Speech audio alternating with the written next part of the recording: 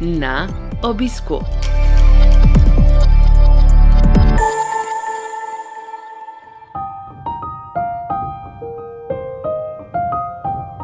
Dobrodošli v novi epizodi serije podkastov Na obisku, ki nastaja v produkciji Slovenskega združenja bolnikov z limfomom in levkemijo.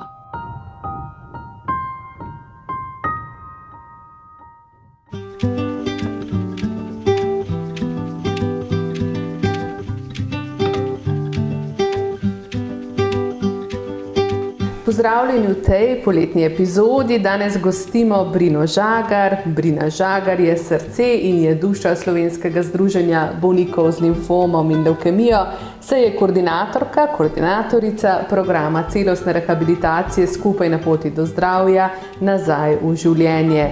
Brina je uredila večje število naših publikacij za bolnike, ki jih vedno znova pripravijo strokovnjaki. In je tudi tisti prvi glas združenja, kadar bolniki ali svojci ali pa strokovnjaki pokličejo v združenje. Brina Žagar je sicer antropologinja, pa je doktorica znanosti, košarkarica in je potem še ena njena življenjska vloga, bi rekla, da vsaj ta hip prav gotovo najpomembnejša. Brina je mamica enoletne Lili. Brina, živijo. Lep pozdrav vsem, Livija. Brina, lahko začneva kar od zadaj pri materinstvu z Lili. To je ena relativno nova vloga v tvojem življenju, komaj enoletna. Kako si se že privadila nanjo? Ja, se še privajam. Je pa res ena taka posebna izkušnja. V bistvu zelo lepa, včasih malo težka, ampak predvsem tako res nekaj posebnega, kar se ne da čisto pisati, če nisi sam starš. Praviš nekaj lepega, pa seveda nekaj težkega, tako kot je vedno z malimi otroki. Kaj je zdaj aktualno? A so zobki? Kaj se dogaja? Ja, zdaj je ravno shodila, zobki prihajajo na plano, tako da so spet aktualne neprespane noči, čeprav je bilo vmes že malo boljše. Je pa skozi kaj novega, vedno novi lepi trenutki, včasih kakšna skrb, to je tudi kar prisotno. No. Sem si zelo želela biti taka sproščena mama, ki ne komplicira, pa vidim, da včasih ni čistko, da je kar veliko teh skrbi. Ki jih samo mame poznamo. Pravijo, da otrok zavedno spremeni človeka. Kako je Lili spremenila tebe? Kaj bi rekla? Ja, v bistvu je res tako, kot mogoče lahko kar primerjam z boleznijo, ki se bova kasneje o njej tudi pogovarjali. Je to tudi en tak poseben mejnik, ki spet ti da veliko zamisliti, spet spremeni nekako tisti tvoj ustaljen način življenja, zahteva neke spremembe, tudi mogoče neka prevrednotenja tistih vrednot, ki so bile mogoče prej bolj aktualne, pa so zdaj spet neke druge. Tako da, ja, ena zelo lepa izkušnja, pa tudi, ja, tako, kot so prej rekli, tudi če kakšne skrbi zraven. Vse živo. Tako. Brina, omenila si bolezen zaradi tvoje izkušnje z rakom izpred skoraj da že 15 let. Morda to materinstvo ni bilo povsem samoumevno, ali pač? Ja, v bistvu takrat, ko sem zbolela, mi je tudi onkologinja rekla, da ne morejo zagotoviti, da bo pač plodnost ohranjena. Ni bilo pa nikoli rečeno zdaj, kako bo s tem. V bistvu tudi pač sami pregledi so bili v redu, ampak dokler nekako nisi na tej situaciji, ne moreš čisto vedeti. Tako da sem v bistvu zelo srečna, no, da se je to vse tako izteklo, da ni bilo težav. Tudi nosečnost je šla zelo lepo, no. Mislim, tiste neke take splošne nosečniške težave so bile pač prisotne, ampak nič kaj nenavadnega ali pa kaj takega, kar bi bilo bolj zaskrbljujoče, tako da tudi v bistvu je šlo res vse čisto lepo skozi. Brina, v zadnjem letu smo kar veliko govorili, tudi o ohranjanju plodnosti, pa o spolnosti in tako naprej pri hematonkoloških bolnikih. Ali je takrat, se pravi pred skoraj 15 leti, že bila ta ozaveščenost, da so vsakega mladega bolnika poslali na shranjevanje dednega materiala? Takrat se je v bistvu ta zaveščenost je že bila, so tudi že pošiljali, ampak takrat pri meni je bilo rečeno, da se zelo mudi z kemoterapijo in da ni časa v bistvu za shranjevanje. Tako da jaz tega dednega materiala shranjenega nisem imela, ampak kot pravim, je bilo pa pač rečeno, da lahko da bo, lahko da ne bo šlo, po naravni poti. Tako da sem pač imela to srečo, da te kemoterapije v bistvu niso povzročile neplodnosti. To je velika sreča. Kako je to vplivalo na partnerski odnos? Torej tisto, da v nekem trenutku seveda nisi mogla vedeti, a bo šlo ali ne bo šlo? V bistvu niti nisva tako zelo razmišljala zdaj vnaprej o tem, ko sva se pač odločila, da bi rada načrtovala otroka. Sva pač rekla, bomo poskusili in potem naprej pač iskali rešitve, če ne bo šlo. Tako da nekako ni bilo to zdaj eno tako, da bi rekla že vnaprej neko tuhtanje, bolj tisto sproti, kar bomo potem naprej reševali, če ne bo šlo. To pravijo, da je tak pravi pristop, da si ne delamo skrbi na zalogo. Tako je. Dobro. Ko zdaj mislim, koliko si bila stara, skoraj 15 let nazaj, se mi zdi nemogoče, da si bila v resnici takrat že maturantka in v tistem času, ko bi morala zbirati obleko za maturantski ples, študirati naprej o svojem študiju, ko so tvoji starši verjetno razmišljali o tem tvojem zrelostnem izpitu, kot vsi pri 18, ko imajo toliko stare otroke, je prišla v tvoje življenje velika preizkušnja, limfom in veliko celični bel. Tako. Kako je to bilo, kakšni so tvoji spomini na tisti čas? Ja, zdaj je res že kar nekaj let od tega, ampak v bistvu se spomnim tega šoka, tega, kako si takrat v enem čistku, nekem običajnem toku, vse te stvari, ki so nekako čist spontane, da pridejo, ko si toliko star, od kot si že omenila, maturantski ples, priprave na maturo, neki planirani rojstni dnevi takrat, pa vse te stvari in potem res tako bolezen, kot nekako presekati vse tisto in v bistvu preusmeriti tisto nekako vse v to zdravljenje. Takrat potem se vse nekako se je tako, bom rekla, kar končalo in se začelo čisto neko novo poglavje v bistvu tega zdravljenja, pa potem okrevanja. Tudi maturo sem potem eno leto kasneje opravljala, tako da je bil mogoče en tak mal zaključek tiste gimnazije manjkal, bi tako rekla, ampak se je potem vse v bistvu srečno razpletlo. Doživela si malo drugačen zrelostni izpit, ne? Ja, je bil tako, bom rekla, en tak druge vrste. Kako se je bolezen pri tebi napovedala? Pri meni v bistvu so se začele bolečine v prsnem košu, tako dokaj neznačilni, bom rekla, znaki, za limfom, mislim, tudi značilni, ampak nisem imela teh nekih simptomov, ki bi že nakazovali na limfom. Tako da je bila ta bolečina v prsnem košu, ko je v bistvu tumorska masa že pritiskala na okolico, je bila tista, zaradi katere sem potem šla k osebni zdravnici. Moram povedati, da je bila potem diagnostika res zelo hitra. Že tisti dan sem šla na rentgen, kjer je bilo takoj seveda vidno, da je v prsnem košu nekaj ni v redu. Potem sem šla na Golnik, kjer so opravili še vse dodatne preiskave. To je bilo tudi isti dan, ker je bilo res je bil ta tumor že kar velik v prsnem košu. In potem iz Golnika sem šla direktno na Onkološki inštitut, tako da pri meni je šlo to res ekspresno. Tudi vmes sploh nisem šla domov, tako da so mi starši potem vse prinesli. Res je šlo kar tako, vse zelo tekoče, do potem tudi kemoterapije, ki sem jo prejela, potem zelo res takoj na Onkološkem inštitutu.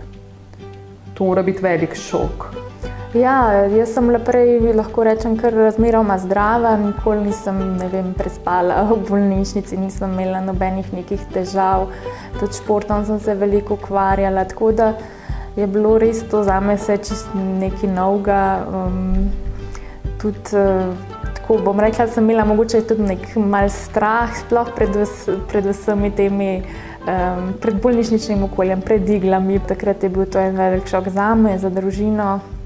Verjetno za starše še bolj ali pa enako. No. Kako je bilo staršem, si morda lažje zdaj predstavljaš, ko si sama mama, kot pa takrat? Kdaj je bilo jasno, da bo vse v redu? Pri teh rečeh človek nikoli ne ve, kako se izide, vedno bolje se, ne pa čisto zmeraj. Kdaj je bilo v tvojem primeru jasno, da bo vse dobro? Ja, to je eno tako dobro vprašanje, ker v bistvu bi težko rekla, da je bil to nek tak trenutek. Mogoče tako, ko se je to zdravljenje nekako že odvijalo, ko se je tumor manjšal, ko je v bistvu vse kazalo na to, da se dobro odziva na zdravljenje. Takrat je že tako nekako bil en tak pozitiven, bom rekla, občutek, no, ali pa tako, da smo nekako bili optimistični. Recimo tudi po samem zaključku zdravljenja pa skozi še bila ena taka, mogoče bi rekla, je bil en tak strah, tisto, kaj pa če se ponovi.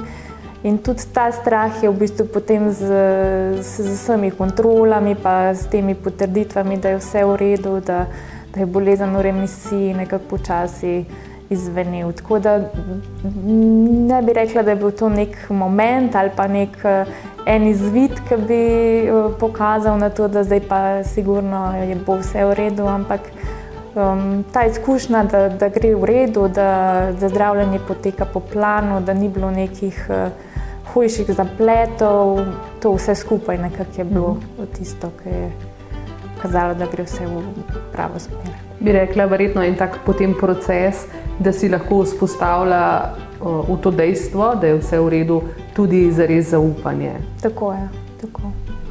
Kaj si takrat pogrešala oziroma kaj bi ti še prav prišlo? Poleg, si rekla, hitre diagnostike, hitrega zdravljenja, domače, velike podpore. Kaj pa je tisto, kar si morda pogrešala, kar morda veliko ljudi pogreša? Ja, jaz sem imela res zelo srečo, no, da je, kot sem že omenila, ta diagnostika potekala zelo dobro, hitro. Imela sem pač odlično osebno zdravnico, ki je takoj se odzvala na te moje prve težave, s katerimi sem prišla do nje.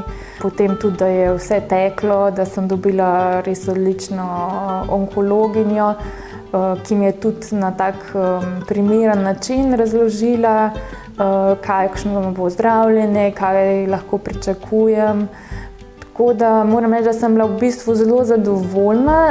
Seveda sem si pa mogoče želela malo več informacij. Tudi onkologinja sama je povedala, da je toliko veliko vsega časa pa malo, tako da naj tudi sama veliko vprašam. Ampak mogoče na začetku, ko si čisto nov v tej izkušnji, niti ne veš, kako vprašati, kaj vprašati, to potem tekom zdravljenja nekako bolj veš, kaj te zanima, pa kje so težave. Čisto na začetku je pa težko si sploh si predstavljati, kaj te čaka in kaj bi rad vprašal naprej. Tako da mogoče bi pogrešala večji poudarek recimo na tej psihološki, na tem sprejemanju bolezni. Recimo sama nekih težav prehranskih ali pa niti nisem imela, tako da na tem področju sem tudi dosti informacij dobila. Vidim pa iz izkušenj drugih, da je zelo odvisno, kakšne so težave tudi pri sami kemoterapiji in potem tudi kakšne so potrebe po teh dodatni podpori pa informacijah. Pa mogoče pri zaključku zdravljenja nekako več informacij, kako naprej. To mi je mogoče manjkalo, kaj lahko, česa ne. Takrat nekako, ko si med samim zdravljenjem te informacije dobivaš, potem pa, ko se zdravljenje zaključi, se počasih počutiš tako, da ne veš čisto, a zdaj neke stvari že lahko ali še ne. Ja, da ti zaključek zdravljenja je pogosto spregledan kot neko težko obdobje, ko pa v bistvu moraš se nekako nazaj postaviti, nazaj zaživeti. Tudi tiste stvari, ki so ti bile mogoče med samim zdravljenjem odsvetovane, se v bistvu takrat spet na neki točki lahko začneš nazaj z njimi ukvarjati. Ne vem, ali so to neke bolj intenzivni recimo športi, ali je to tudi recimo določena, ne vem, prehrana, ki je mogoče v času nevtropenije odsvetovana. In takrat na teh prehodih si včasih malo v dilemi, ali bi še malo počakal, pa ne bi še šel mogoče ali v neko večjo družbo ali na nek hribovski izlet. Tako, te stvari mogoče so pa takrat malo težje, no. Če je vse v redu, niti ne toliko, tako da jaz sem imela vseeno izkušnjo, kjer ni bilo večjih težav, ampak tam, kjer pa so bile že med samim zdravljenjem težave, je pa sploh to potem tako eno tako zahtevno obdobje, ko je ta rehabilitacija nekako deloma že, deloma so še prisotne težave, takrat je pa veliko teh vprašanj, pa v bistvu zelo malo možnosti, da se na njih odgovori, ne. Takrat je že potem, ko se zdravljenje zaključi, kontrol manj ali pa so že zelo narazen, recimo naprej na pol leta, na 3 mesece, in vmes je eno kar dolgo obdobje, ko pa ne veš čist kako in kaj. A je bilo to tisto obdobje, ko si se pridružila združenju? Jaz sem v bistvu že med samim zdravljenjem bila v kontaktu s Kristino Modic, ki je tudi pred mano že prestala zdravljenje in bila takrat že zdravljena v remisiji. Tako da sem preko nje tudi prišla v kontakt z združenjem. Sem se pa na začetku udeležila pač določenih predavanj, delavnic, bolj kot poslušalka, kot udeleženka. Šele potem kasneje pa sem začela tudi bolj aktivno sodelovati pri samih organizaciji pa pripravah, pa tako da sem tudi se vključila v samo ekipo, ki organizira vse aktivnosti in programe v združenju. Preden greva na to tvojo zelo aktivno vlogo in pomembno, ki jo imaš v Slovenskem združenju bolnikov z limfomom in levkemijo, kaj bi rekla, kako pomembno je imeti prave informacije v vseh teh obdobjih spoprijemanja z rakom? Sigurno so te informacije zelo bistvenega pomena, že za samo od začetka sprejemanje bolezni, da se nekako tudi ta strah lažje premaga. Če imaš informacije o možnostih zdravljenja, o tem, kako s sodobnimi zdravili, terapijami, metodami se to tudi učinkovito že da premagati, je tudi sama izkušnja veliko lažja na nek način. Potem so informacije zelo pomembne pri premagovanju določenih stranskih učinkov zdravljenja, kjer recimo brez teh informacij so lahko težave precej velike, pa bi se jih dalo s pravimi metodami, tudi podpornimi terapijami te stvari rešiti. Tako da se mi zdi, da na vsakem koraku zdravljenja je res bistveno, da posameznik dobi vse informacije, ki jih potrebuje in ki mu lahko pomagajo to izkušnjo narediti lažjo ali pa bolj manj težko. Manj težko, ja. Tako.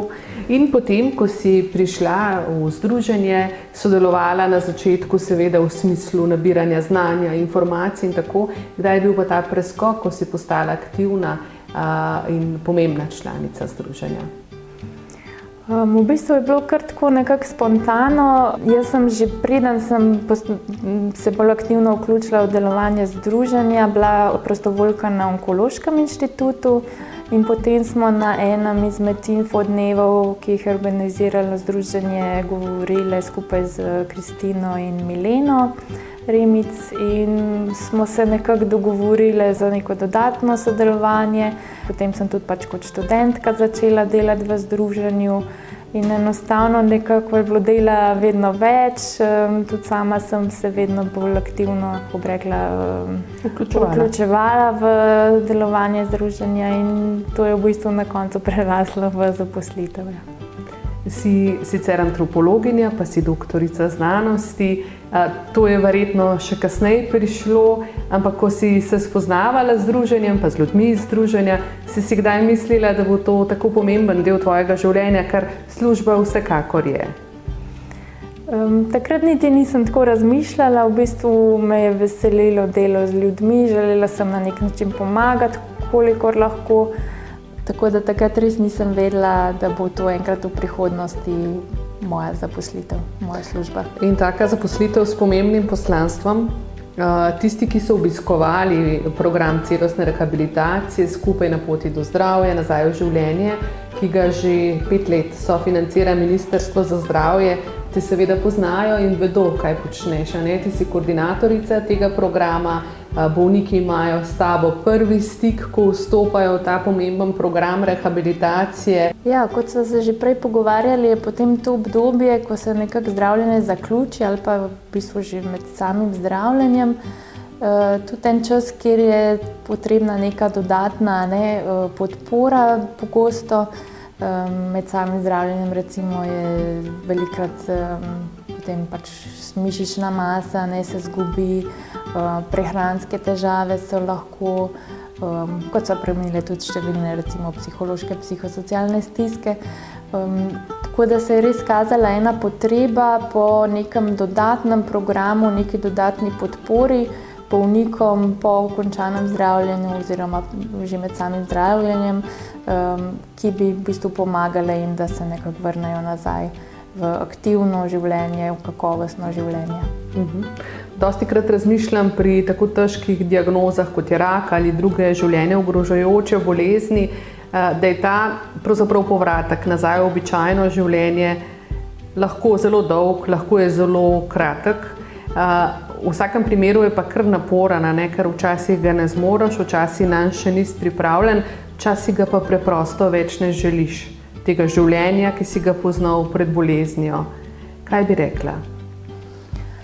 Ja, si zelo dobro razdelala v bistvu vse različne možnosti. Tukaj se pa recimo posamezne izkušnje zelo razlikujejo. Nekateri si zelo želijo hitro vrnitev v službo, zelo hitro nekako iščejo nazaj vse aktivnosti, ki so jih počeli. Nekateri se ne počutijo dovolj, bom rekla, močne, dovolj zdrave, da bi se vrnili nazaj na delovno mesto takoj po zaključenem zdravljenju ali pa tudi po določenem času.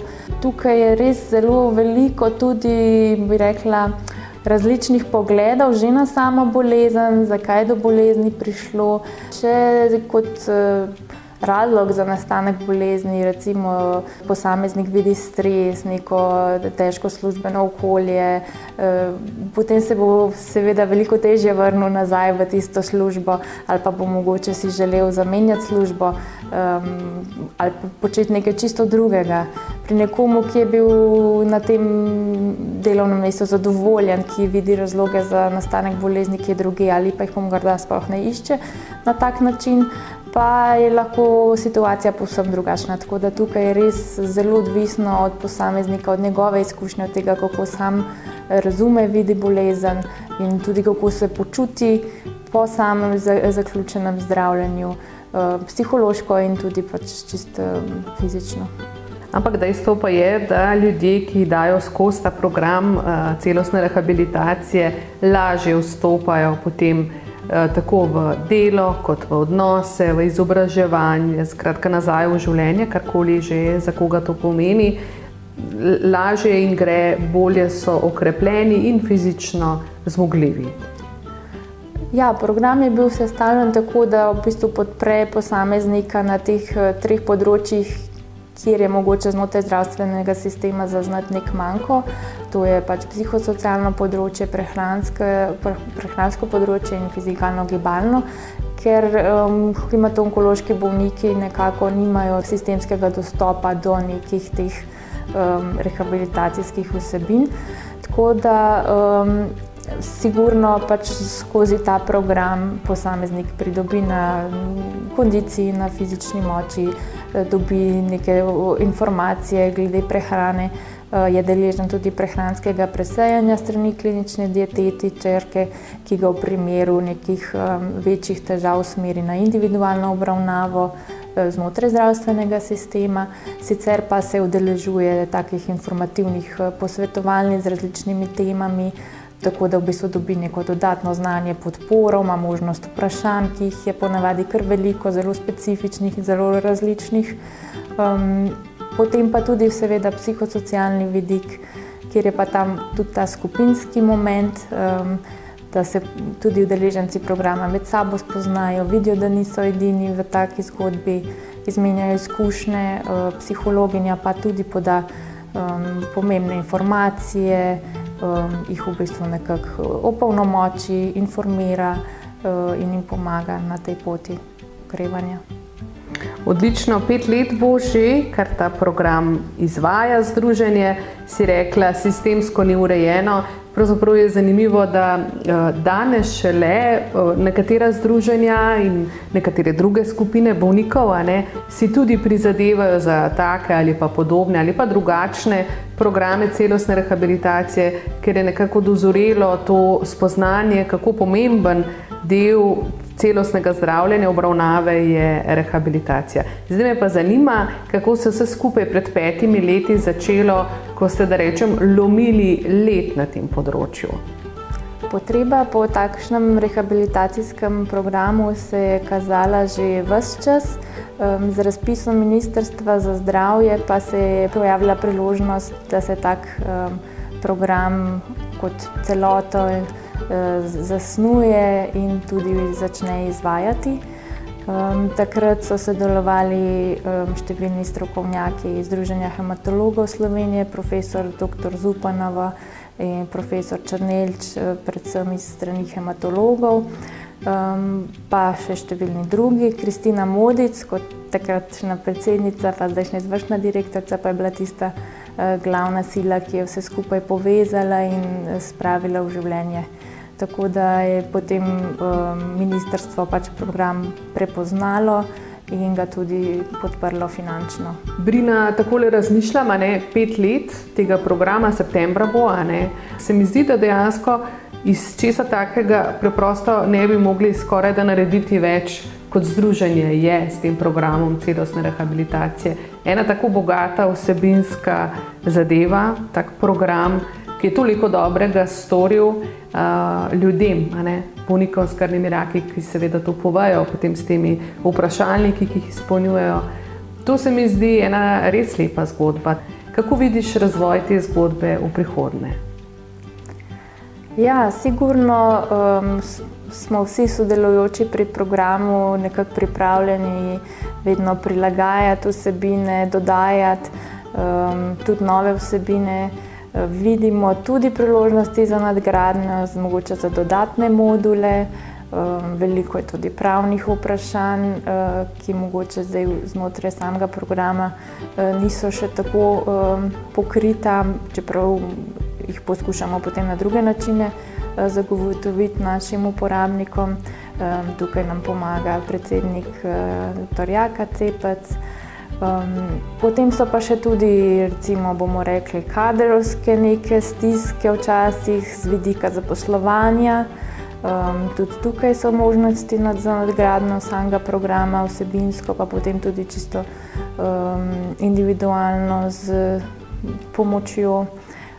Tako da ja, tudi v prihodnosti nam ne manjka izzivov in novih dopolnil programu. 15 let združenja je dolga doba, združenje ima kaj pokazati, veliko koristnih programov podpornih, ne zgolj rehabilitacija, tudi cel kup publikacij, ki si jih urejala skupaj strokovnjaki, ki so jih pripravili. Vem pa, da zdaj nimaš toliko časa za metati na koš, ker vas Lili kar dobro meče in premetava z leve na desno. Kako je s to košarko? No, povej nam. Zelo si bila uspešna, ko se kaj pogovarjamo, rečeš, to je bila moja soigralka pri košarki, tam je bila tudi, ne vem, ste celo Ljubljano pokrile, koliko vas je pa bilo? Ja, moram priznati, da zdaj res, odkar se je Lili rodila, še nisem vrgla na koš. Košarko pogrešam, ampak je v bistvu to neka zgodba, ki se je potem zaključila. Še vedno bi z veseljem igrala, kdaj košarko, mislim, da jo bom. Smo se tudi pogovarjali z bivšimi košarkaricami, da bomo ko bodo otroci malo večji, kakšno veteransko ekipo spravili skupaj. Šport je nekako bil vedno pomemben del življenja. Tudi zdaj se poskušam nekako nazaj spet malo v formo vrniti po porodu. Je sigurno težje z majhnim otrokom pa službo, ampak vsaj na kolo, pa tudi z njo čim več aktivnosti, včasih v Ruzak, pa na Golovec, včasih kaj drugega. Tako da si želim, da bi tudi ona se rada nekako ukvarjala s športom. To je pomembno in to je prijetno in tako aktivno in kreativno pravzaprav preživljanje prostega časa tudi, ne? Ja, jaz sem vedno tako se rada ukvarjala s športom. Nisem bila nikoli neki vrhunska igralka, ampak sem pa zelo rada igrala košarko. Super smo se razumeli s soigralkami, mi je bil to en tak lep hobi. Tudi zdaj smo še v stikih z njimi, se še vedno družimo, tako da se mi zdi sploh za enega mladostnika eno zelo koristno preživljanje prostega časa, pa tudi veliko enih takih vrednot lahko skozi šport pridobiš, prijateljstev. Timsko delo tudi najbrž, ne? Timsko delo tudi, marsikaj.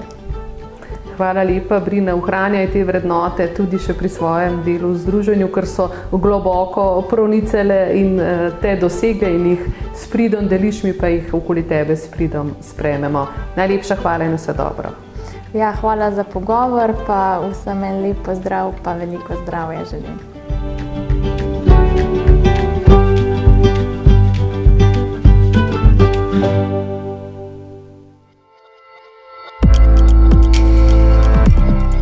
V našo družbo vabljeni spet čez 14 dni. Na slišanje!